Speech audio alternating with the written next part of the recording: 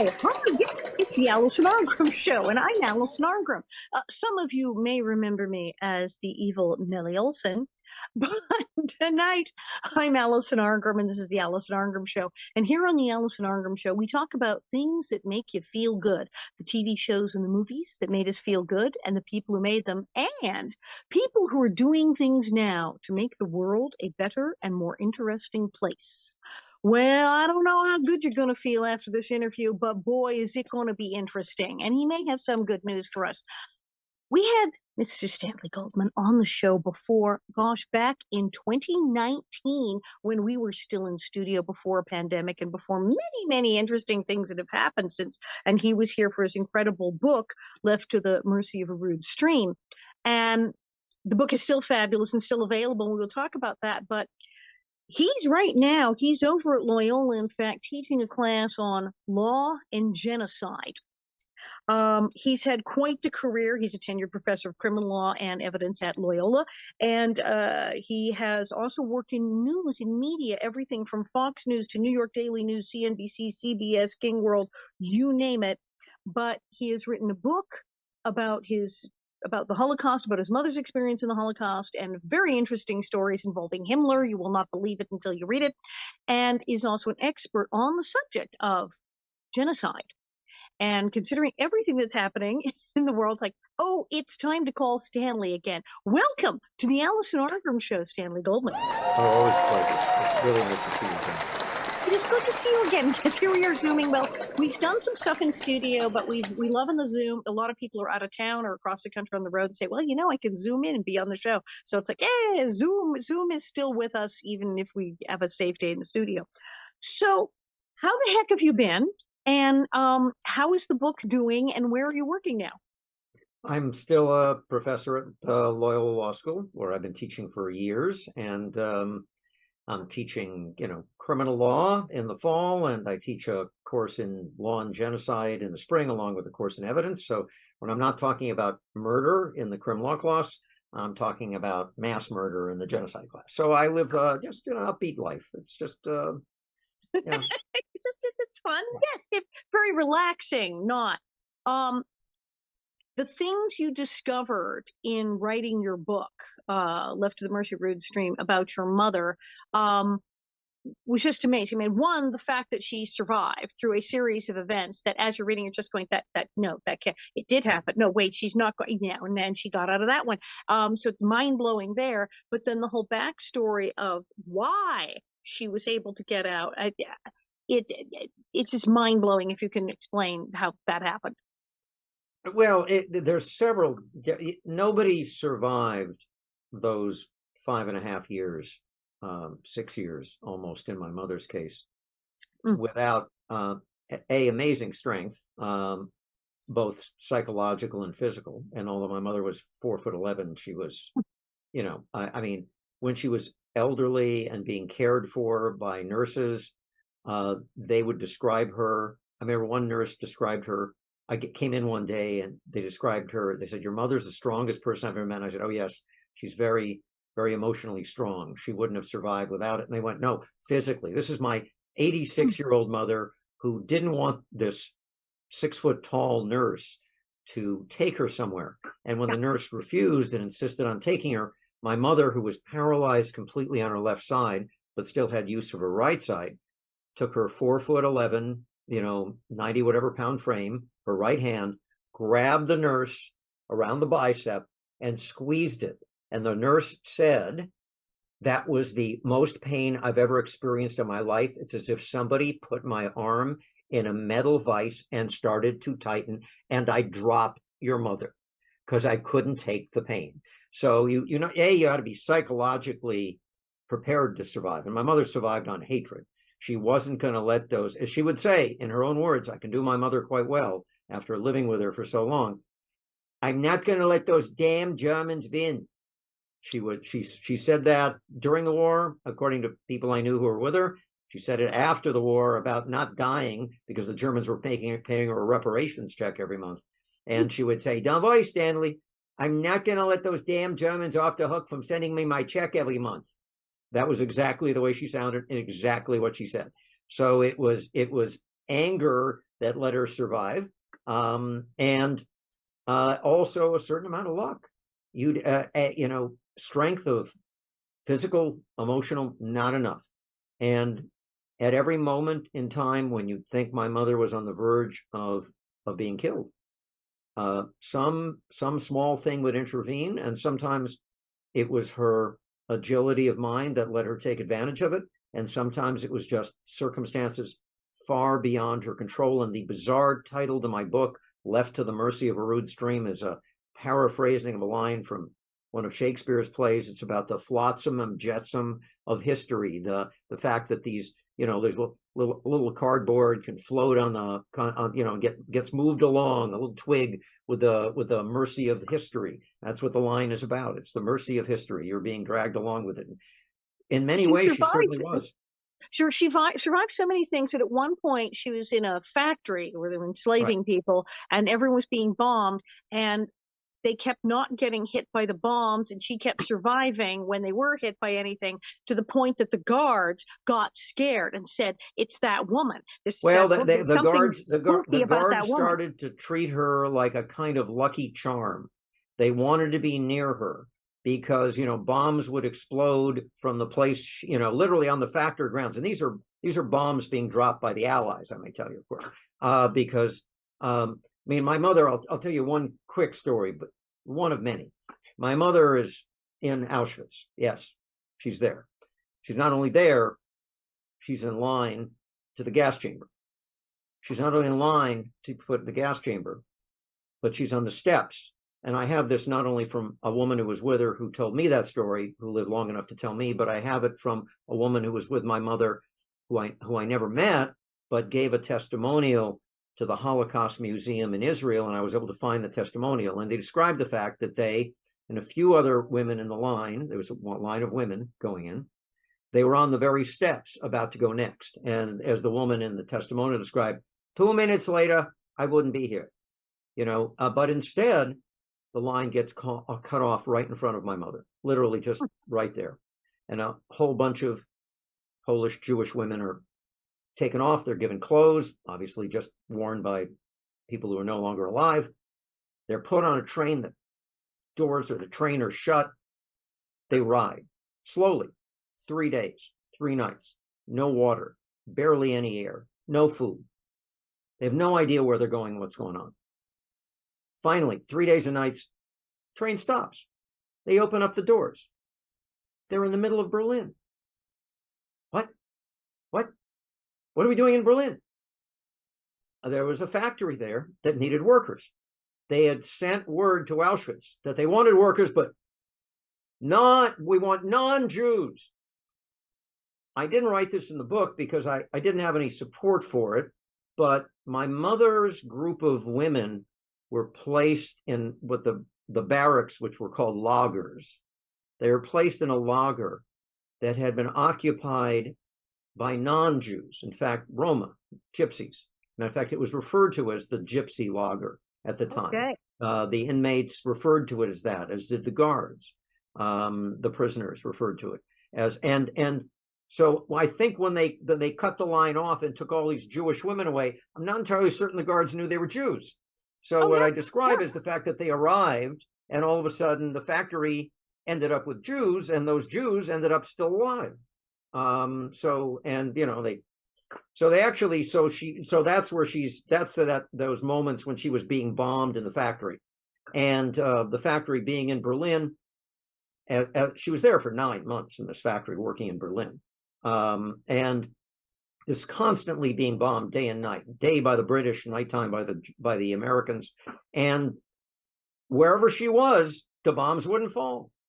So they started viewing her and the few other women with her as kind of good luck charms, a kind of mascot of these are the Germans who work there, and as a result, she was able to get a little extra food because they would give her pieces of the workers, the German workers would give her and guards would give her pieces of their sandwiches so they could, sort of stay by it. So she, and she would share them with this other friend of hers who only died about 3 years ago, by the way, about 103. I was there with her when she died. I came to visit her.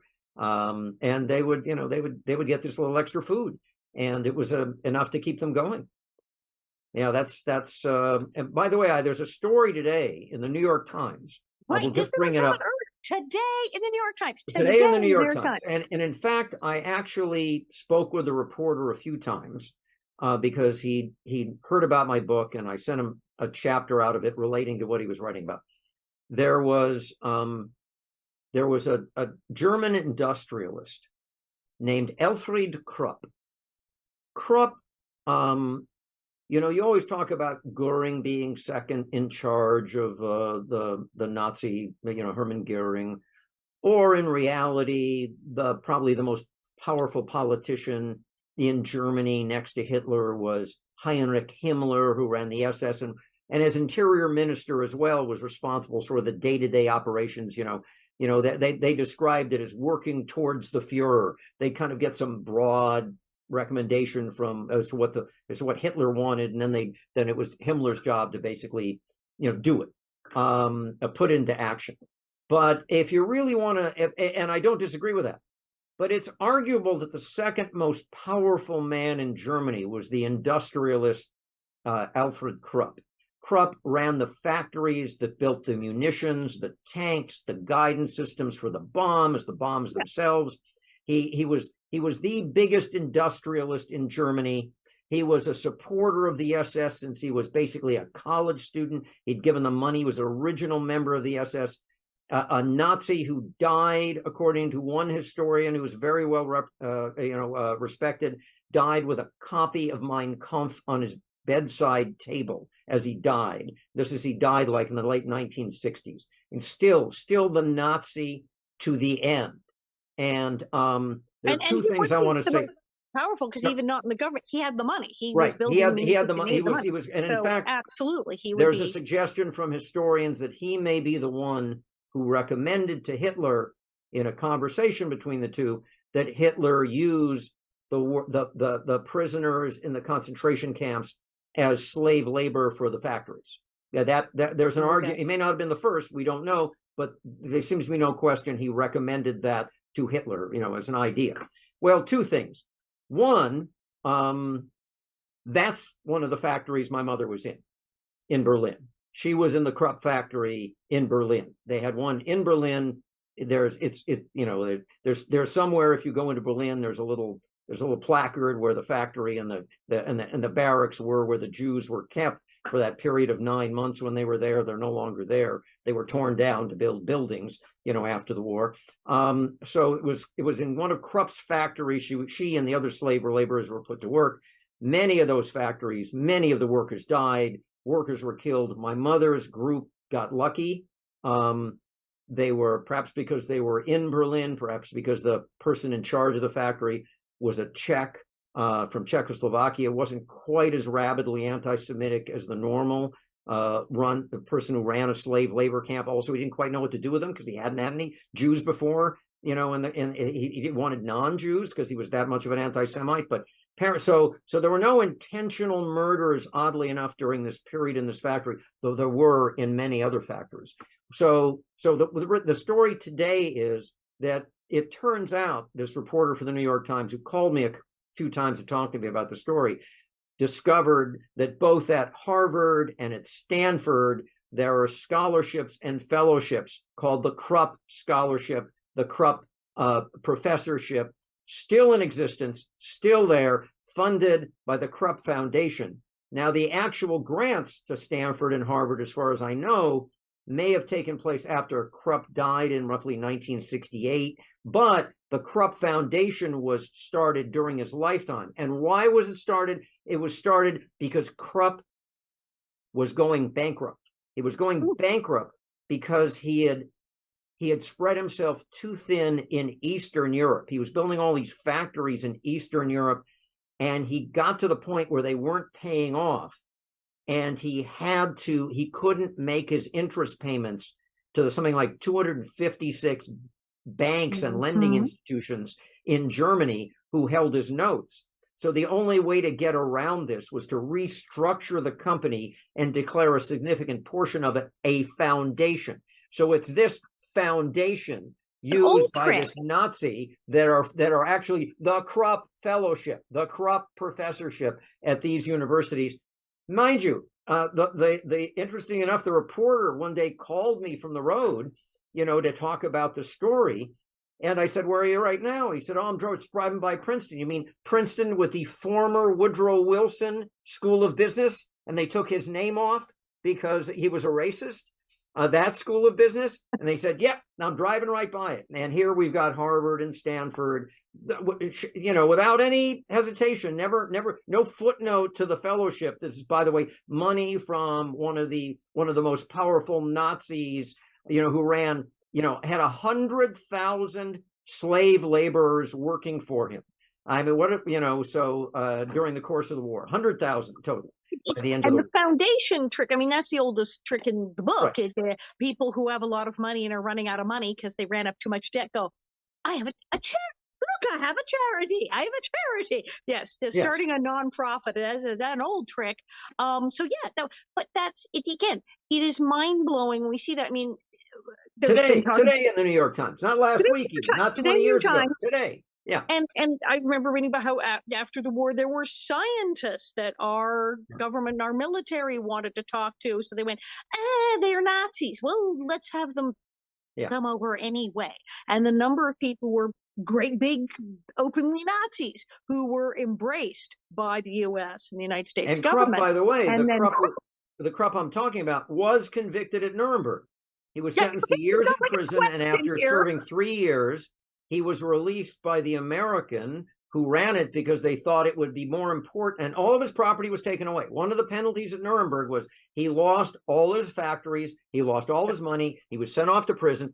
3 years later, the United States representative who was running that area ordered him released and ordered all his money given back to him. So the point was, not 9 years later, he was the richest man in Europe. Taking his money back, he was the richest. And part of his penalty was, we take all your stuff. Right. And a few years later, the Americans gave it back to him because they said, "We're giving it back." Well, they were trying to fight the Russians, and they figured, well, this guy's was a clever businessman. We can use him the same way they used Werner von Braun during the NASA. And by the way, there are places at NASA not only named after von Braun, but I'm not certain that there might not be a place named after Krupp as well. I'm trying to remember because. Probably. But I'll have to think about that. But yeah, so Krupp's, they're Krupp professorships. Something I, by the way, would not agree to hold. Harvard could offer it to me. I wouldn't take it. Have they talked to people who hold a professorship, who have a Krupp professorship? Honestly, I don't know. I don't know if it's filled. I don't know anything Jewish about professors who are sitting there with a Krupp professorship? I don't know. But it might as well be, in my opinion, the Hermann Goering Fellowship. Yes, it's absolutely no different. Or pick Nuremberg. picked Jefferson Davis. You might as well have a Jefferson Davis scholarship at Harvard, because we're talking about a mass murderer of racist dimensions who never either, not even apologized, no less, but still was a believer in their cause. Is there something that, I mean, it's always astounding to me that Nazis just don't go away. It seems if it was a long time ago. No, they're not going away. No. What is it about Nazis that so many Americans and people like this, like, well, he's a businessman or he's a scientist, that people want to embrace Nazis? Because we look historically that after war, many people who were indeed powerful Nazis and completely unrepentant were absolutely embraced by the United States and other countries. And we see now people who are spouting Nazism, anti-Semitism, and all sorts of things, sometimes apparently for attention, and other times because they really believe it. What is it about this that we have people who seem to really, really like Nazis? Because I don't get it myself. It's a simple answer. There's something in the makeup, the genetic makeup of human beings, that needs an answer to mysteries. And I suspect this is very Darwinian. I suspect those who were able to discover, the answer to a mystery were able to survive and pass whatever unusual gene that is that desires to find the answers out to things, pass those on when people who had no such curiosity perhaps didn't get the food or didn't discover it was a creature they wanted to get away from soon enough, and so their lineage died out. Others, so that there's something about us that insists on explanations, and the simpler the better. And so you take QAnon, and you look at the QAnon, their language, everything about them.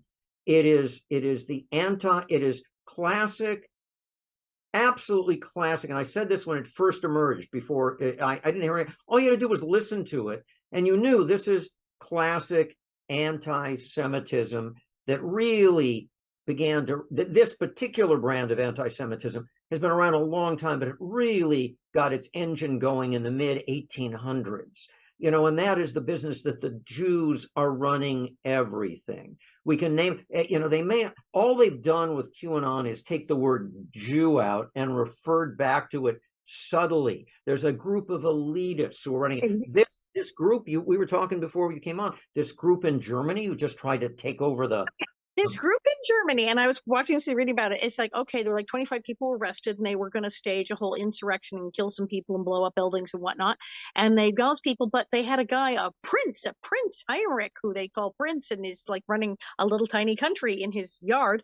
And it's all very weird, and it sounds like a bad movie, because as bizarre as it was, they weren't saying, oh, we want to take Germany back to the 1930s and have that. No, they want to go back to 1918, to the time of the Kaiser. That's and right. They believe that the whole government of Germany, since the Kaiser, is illegitimate, and the guy they're carting around who they say is a prince, it all has to do with the Kaiser's family. So they're going back before World War II. They're going to Kaiser.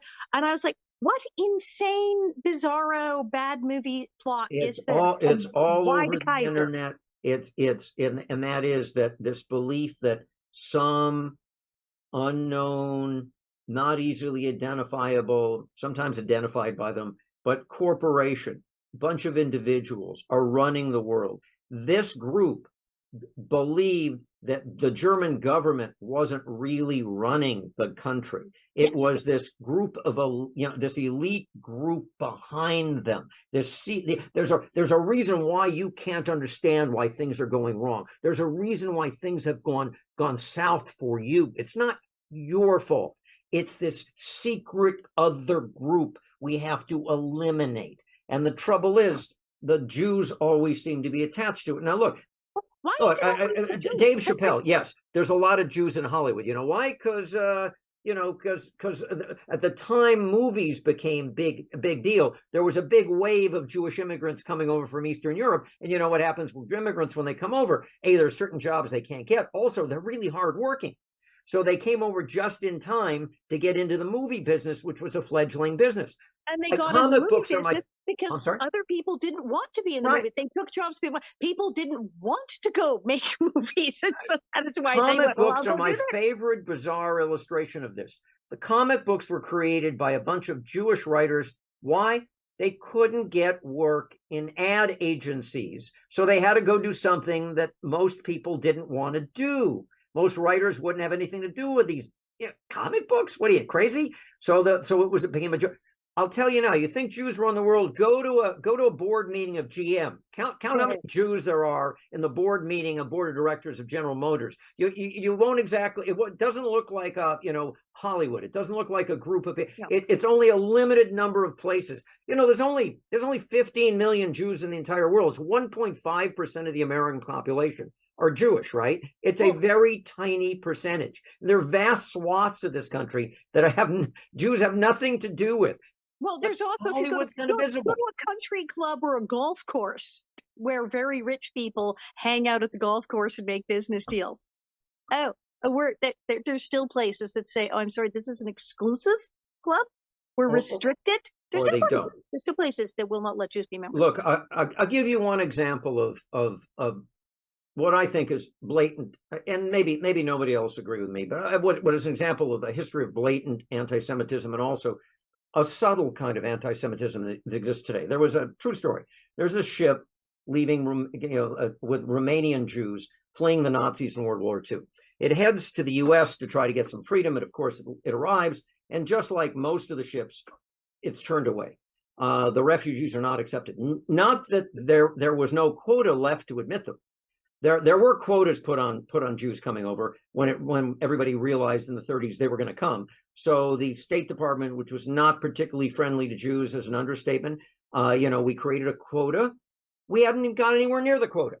So these ships were being turned away, even though they would have been fine, under the quota. They're turned away. Most of them went back, and the human cargo on it were eventually in the camps. Some of them managed to land other places. This one ship filled with Romanian Jews made a left turn, and sure enough, not a common occurrence, they were allowed to disembark in Havana. A young woman, a Romanian Jew, gets off the ship, is aided by the small Jewish community there, primarily made up of Sephardic Jews. I don't know if the audience knows, Ashkenazi Jews are Jews whose ancestors are sort of from Eastern Europe and Germany, in the sense of where 1,000 years ago they settled. Sephardic Jews are ones who in Spain, and many of them, when they were thrown out of Spain in the not entirely coincidental year of 1492, were thrown out of Spain. Some of them went to southern France and some Italy. By the way, the ones who came to Italy brought with them from their fruit that they had become a staple of their diet, and they introduced to Italy. It was called the tomato. Yeah. Yeah, they bring in and a number of them went to our countries on the southern, they're now what we would call Arab countries, the Muslim countries, and some of them then left for the Americas after a period of time. One such community, a small one, started in Havana, in Cuba.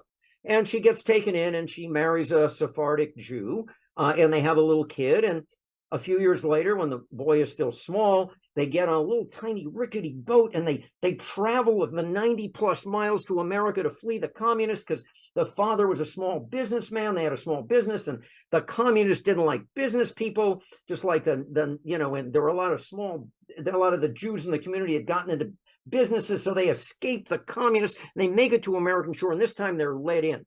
What a remarkable story of the history of American refugees and immigrants. I know that story because I know that child. I know that boy. That boy was a student of mine. That boy was a student of mine who sent me a very nice note about a year and a half ago when Joe Biden named him head of Homeland Security. What? Thank me for having taught him. So the head of Homeland Security, Alejandro Mayorkas, is a half Sephardic, half Ashkenazi Jew. Did you know that? I did not know that. No. Havana, Okay. The whole thing. No, did not know that. And I think this is an example of a combination. I think perhaps and by the way, he's still Jewish. He practices. I think the administration is afraid of indicating who's Jewish and who's not, because it turns out the Biden administration has more Jews in it than any other administration in history. But as Old soon Democrats. as you said Homeland Security and Jew in the same sentence, right away, I mean, well, the anti-government groups who are extremely anti-government tend to be really anti-Semitic, and hearing that the head of Homeland Security is Jewish, they will go nuts right about now. I don't know. I mean, I would bet you the first person they're going to try to impeach, if they try to impeach anybody, is going to be Alejandro Mayorkas, head of Homeland Security. I bet you that's going to happen in the next Congress. If they're going to go after anybody other than Biden, and maybe before Biden, they'll go after Alejandro. Also, by the way, I will say, because I've been hitting the right wing quite hard, I think there is a subtle anti-Semitism on the left, which is becoming more and more prevalent, because I think both sides, which is shocking, because most people say, "Oh, well, the left, they're not anti-Semitic," and then people pop up and say things, and you're like, "Oh, wait, what?" What? Yeah. What? Alejandro Mayorkas got his job. The administration announced he was going to be the first Hispanic head of Homeland Security. He is. His father's family dates back 600-700 years to Spain. They were living for a long, long time in Havana. But he's a Jew. Not convinced all that many people on the left would agree he's Hispanic if he's a Jew whose ancestry dates back to Spain, especially when his mother was although a refugee from the Nazis, so an Ashkenazi Jew. Maybe I'm selling the left wing short here, but I'm not entirely convinced that would placate them to have Alejandro Mayorkas pointed out to be us, because we're often the strangers. We're often the other. No matter where you are, you can't quite fit in because you're not quite one of us. And I think that's true from both the left and the right today. I think that does happen a lot where you will hear about people, they'll say, "Oh, well, he's this or he's that." Yes, but he's also Jewish. And you're kind of like it's like this weird disclaimer. So like why now? Okay, we just saw this completely batshit thing in Germany with wanting to go back to the Kaiser. And then we've seen this stuff where, as I said, the pop star who was married to the reality TV show lady, but other celebrities who've embraced this to the point of apparently he was being interviewed and they were giving him an out saying, yes, but you're not actually a Nazi. And he was like, I like Hitler. Yeah, And people who feel that saying that, now it's had financial repercussions. Many people who've made these kind of crazy statements have indeed had their sponsors and various companies they work with say, hey, we sell to the general public, and having somebody say, I like Hitler, it's not really good for sales. We're not going there. So it has had repercussions. And yet people will still continue with this as a public pitch that they're making for some sort of, and it does get attention. By God, it gets some attention and press.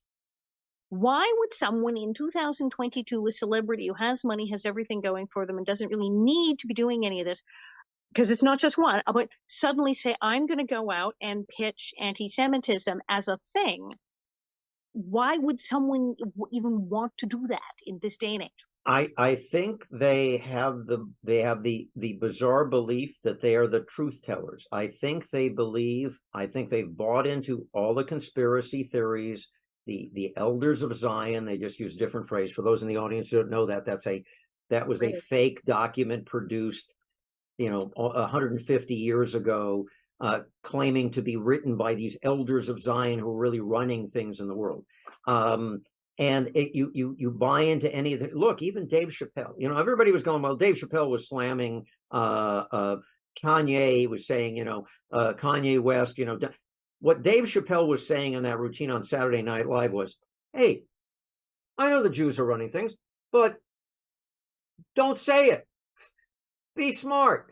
That's a way, just don't say it. Don't be silly, Kanye. So no, I'm sorry, Mr. Chappelle, but I am not prepared to, accept that as a neutral routine. Brilliant He routine. didn't One say of it my was favorite wrong. comics. I'm just amazed. So it's the belief. As I said, we brought up QAnon, and one of the things I noticed when QAnon first started was it's technically based on a game. And people who create video games and even Yeah. just board games have come out and said, it's a game, and even like mentioned like some of the original games. It's kind of like telephone operator. They said it's the old bit where you say something completely vague and the person picks like A or B, and that continues the story. We played a game when I was a kid where it had to do with this whether the sentence ended in a vowel or a consonant. And I was like, it ended in a vowel, you said no, it ended in a consonant, you said yes. So what's the story? Is the story about a dog? Yes, because it ended in a G. And literally, you would do this vowel, consonant, vowel, yes, no. And the person though asking the questions within minutes was like, so there's a dog, and it went and it went to Oregon, and it had a car, and they've like made up a complete story that does not exist because all you said is yes or no based on that. And QAnon is like that game. And as I said, gamers have come forward and said it's completely that. It's like a create you write your own adventure game, and they're picking things from it, and then they ask questions. And then if enough people on the page go, yes, that's the right answer, they go, yeah, that's the answer. And it's they're making it up literally as they go along, like a game. So whatever people sort of want it to be, it is. And of course, it's decided now to be this because that's apparently what the people playing the game want it.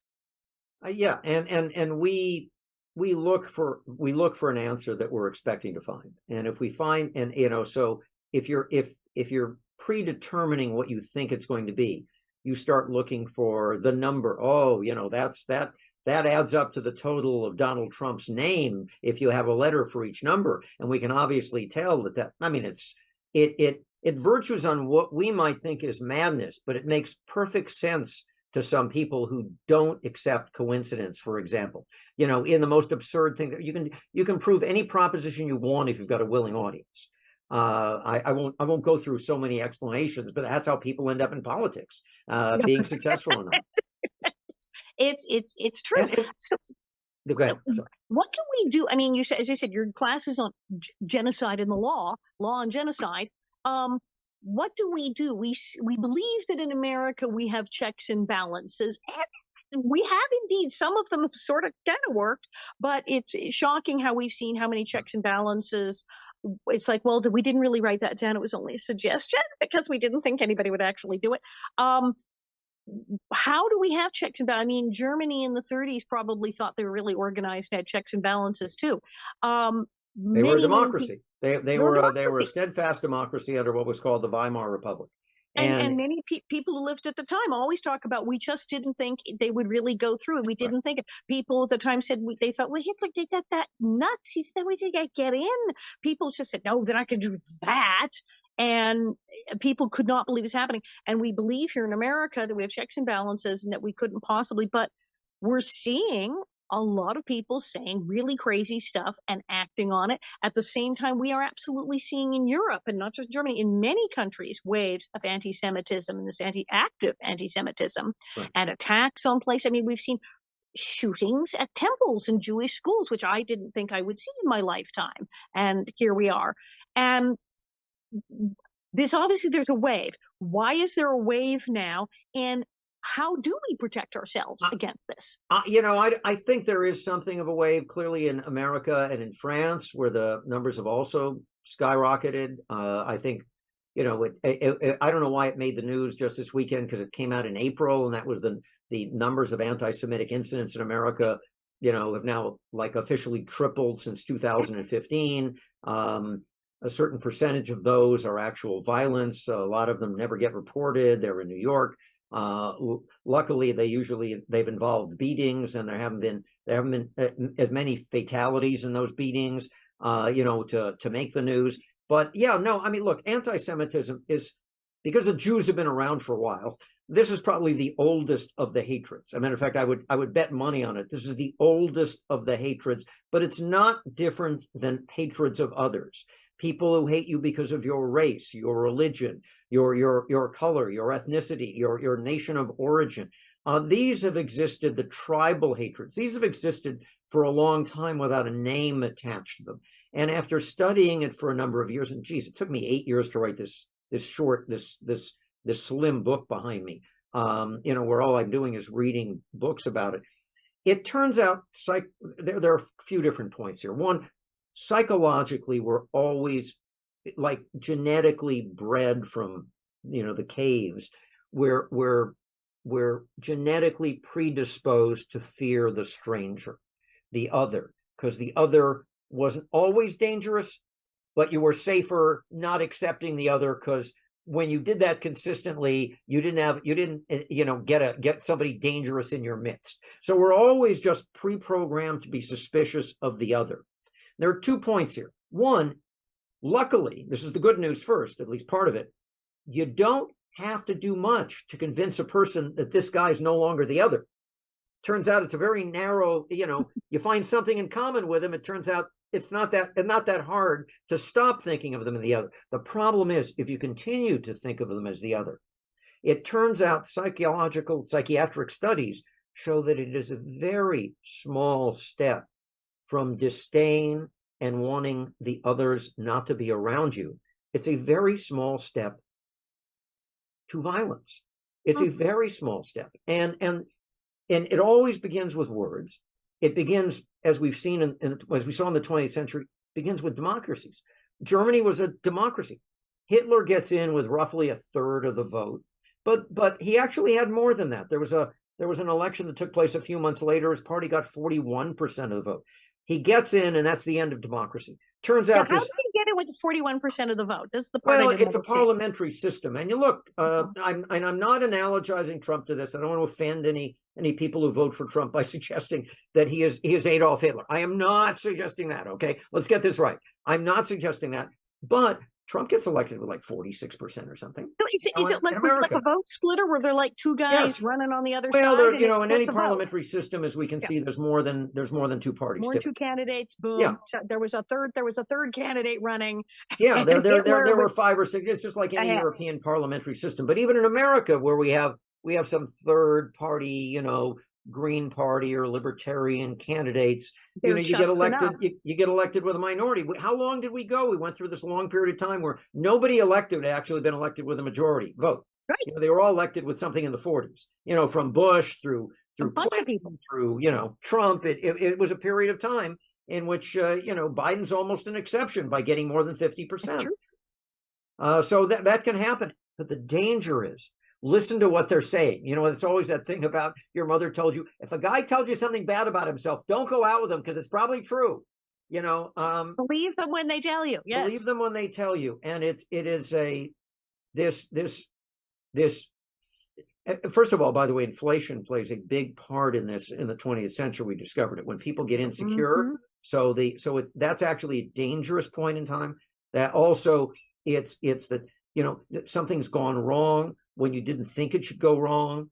I mean, almost, it's like Trump voters thinking, well, there's no way Biden could beat him. So we've been cheated. That's the way the Germans felt about World War I. No way, given all the propaganda in Germany, the West could beat us. The Kaiser, they just came out of there was the flu pandemic of 19 days. So there was a pandemic, there was inflation, there was a war, and that. Right. Yes.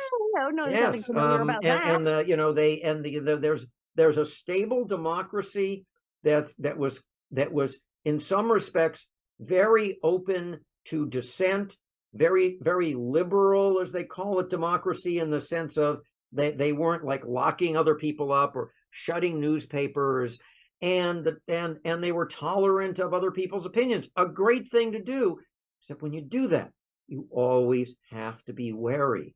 The human nature is to try to to get rid of the other. We've learned the other can be made part of us easily. We've also have to be eternally vigilant, because, as I said, psychiatric studies show there's a small step between deciding someone you want to get rid of, and then deciding it's okay if somebody tells you violence is all right. There was there's a podcast by a fellow. It talks about what happened in the Holocaust, and he uses illustrations of these mass murdering squads in Eastern Europe. They'd go around and they murdered 1 million Jews. They literally would shoot them. They just shoot 1 million. They'd line them up and shoot them. And the people doing the shooting, these were not fanatical Nazis. These were people often older who didn't qualify for the front lines, in the war. So they were used to kill. And these were just like shoemakers and 40-year-olds, who were a little too old to be put in uniforms. And they would go around and they would tell them, okay, this is, we got to do this for the fatherland. This is this is dependent on this. These people are working with our enemies, and so they'd have 50 Germans with guns to gun down, 2,000 Jews. And some of them, and they would say, there were times when they would say, if you don't feel like participating, don't. And a half a dozen would say, no, I don't want to do this. And they'd walk away. Not one example in World War II, not one example exists of any German saying no and any harm coming to that German. They could have said no, but they came to believe that what they were doing was for a greater good, to protect their families, and therefore they went ahead and became mass murderers when all they literally had to do was raise their hand and say, no, I'd rather not, and turn around and walk away. Something that later, after the war, there people say, oh, we didn't have a choice. And that's the thing, because I remember I was reading about the camps and one of the many books about it, and they talk about people getting jobs and running camps. No, they were like fighting over the good job, the higher up job. It wasn't like, oh man, they're going to make me go. There was no one who was dragged from their house going, here, go run this concentration camp, and here's help me set up this gas chamber. Nobody was threatened with arrest if they didn't run the concentration camp. It was like a high paying gig. Yeah, it was a gig. It was their career. So many of them were not devoted Nazis. They were just interested in advancing their careers. And if they had to do it by doing what their higher ups told them to do, they were perfectly willing to do it. Maybe not the first time. Maybe some of them hesitated, but after a while, it's just part of the job. I was just following orders. I don't understand why I'm being persecuted. Forgive the voices. It keeps my students awake. But yeah, I mean, there's a book, the best years of my life. There was a guy who, in his town, they all said, "Oh no, we had nothing to do with the Nazis." The whole town said, "Oh no, no, no, no, no Nazis here," and he said, "No." He told his family, "Nope, nope, nothing." And they eventually found his scrapbook from when he was in the war, and the front of the photo album was called "The Best Years of My Life," and he had it engraved on it, and it was all pictures from the camp where he worked as a high Right. ranking guard, where Look, he killed people all it day. isn't just manual laborers like guards, not the uneducated. Mm-mm. The judges in Germany were enforcing the so-called Nuremberg laws, which called for things like the death penalty for Jews associating with a non-Jew. The Jew would be executed. This is before the camps, and the Germans also, and after the war, there were trials of some of these German judges who'd sentenced people to death, and their answer was, well, I would have been, who knows what would have happened to me? I would have been killed. I would have, and I better I have done this than somebody. Not one German was really persecuted as a judge for disagreeing and not going along with these sentences, which is why I use it in law school, obviously, as an illustration. I show some clips from it. They weren't punished. The Germans didn't Oh, kill well, their own. They were not like that. They killed others. You could yep. have said no. You can say no now. It may make you unpopular in your social group to say no. I don't think it's the Jews' fault, but No, no, I don't want to be a Nazi. And that raises the other question. Can you talk about the law? So, because it starts small, it starts with these things of, well, we're just going to pass a law that Jews on this day of the week shouldn't be here and Jews shouldn't have business here. How do we stop? What do we do legally and as citizens when we see laws being passed that are the beginning of, let's say that everybody in this magical group suddenly is forbidden to do such and such, and you're like, wait a minute, that sounds funky. What do we do? well, we're probably not going to find ourselves immediately confronted with that in America because such rules would be held illegal. But they do start. They do They try. start small and they build. The Germans did not, the Nazis didn't invoke camps, for Jews immediately. They worked their way up there. And one of the things I teach in my genocide course in law school is that it all began with laws. You slowly, no, the Germans did not violate any of their laws because they would pass the laws to say that this was okay. Starts small, gets bigger, a little bit at a time. The old maybe myth about the frog and the slowly boiling Yep. water. It is that you move them closer and closer and closer. In fact, the Germans for a long time just wanted to get rid of their Jews, but they had trouble finding countries to take them. And at a So they would certain have point, initially been willing to just send them out, just deport everybody, just say, yeah, fine, go to another they country. would have probably at a certain point been willing for that. Although there's another thought of history that they were playing that good game because they wanted to show up the West, knowing the West wouldn't take them. And I'm not entirely certain that the Germans would in fact have given them up. But there was a certain point in time in which they would have clearly allowed a certain number to leave just to get rid of them before the death camps had started. Countries weren't willing to take them, and once, and it was, I mean, a friend of mine who passed away just a year ago had an old man had been had been the prosecutor of a man named Adolf Eichmann, who had been kidnapped from Argentina, had been the head of the Jewish section of the Nazis, and he led he was the lawyer involved in if you ever watch the film, he's a prosecutor asking questions during the Eichmann trial, and he would say that that you know it was it was like the rationale of the Nazis. Well, of course we have to kill them because they're part of the enemy.